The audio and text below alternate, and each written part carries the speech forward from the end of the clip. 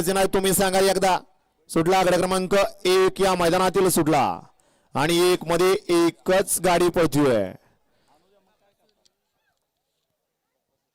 सुंदर अशी गाडी पळतोय ज्या बैलाला या बैलगाडी क्षेत्रातला देव म्हणून संबोधलं जातं असा बकासूर आणि त्यावरती बसणारा ऑलराऊंडर अप्पा ड्रायव्हर कारुंड्याचा.